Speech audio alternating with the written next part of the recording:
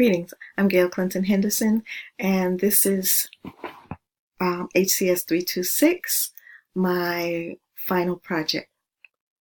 The focus is on holistic health. The information in this presentation is provided for educational purposes only and should not be misconstrued as medical advice. Holistic health is a mental, physical, emotional, and spiritual bridge one crosses to either a life of health and wellness or an imbalanced life of chronic disease.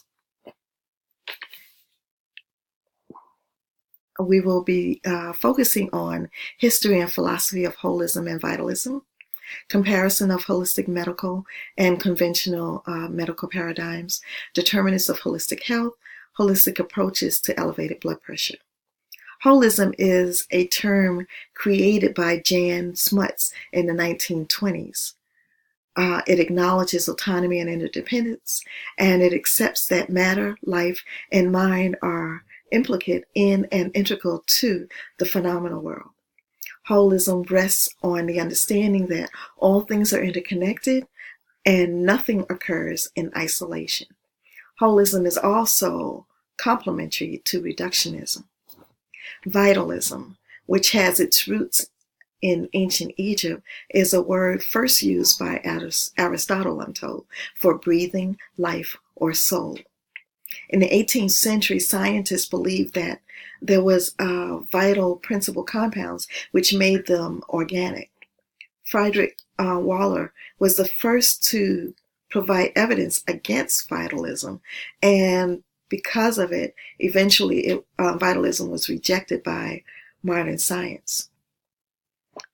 Holism versus reductionism. Holism treats the whole system of body, mind, and spirit holistically, as opposed to reductionism's treating the material body with the use of biomedicine, synthetic drugs, and or surgery. Holism, as does vitalism, you will provide treatments of acupuncture, herbs, energy work, colon cleansing, different types of diagnostics, different from those in biomedicine. And these are just some of the means for working on the whole system. Determinants of holistic health are daily lifestyle issues that in my case, in the case of my personal health concern, which is elevated blood pressure, my stress and grief levels cause me to lead a sedentary lifestyle, poor diet, inadequate sleep, and out of all of that I gained weight. And all of these factors elevated my blood pressure.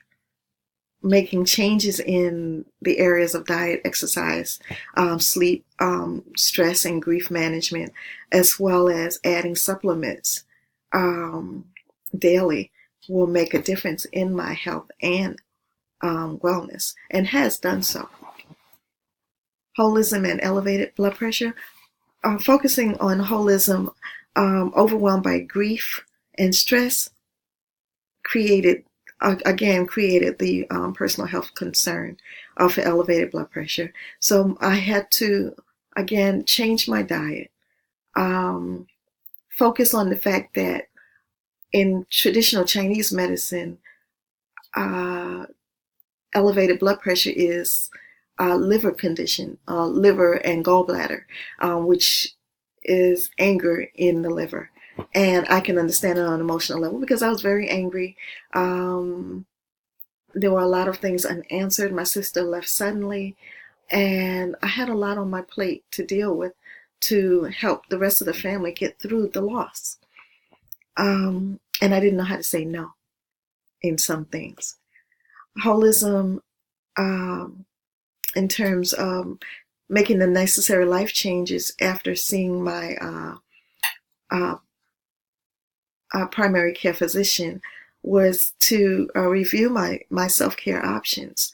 So again, changing diet and all of those issues, I have begun to see changes that are benefiting me.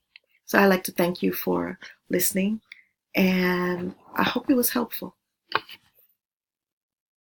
Have a good evening.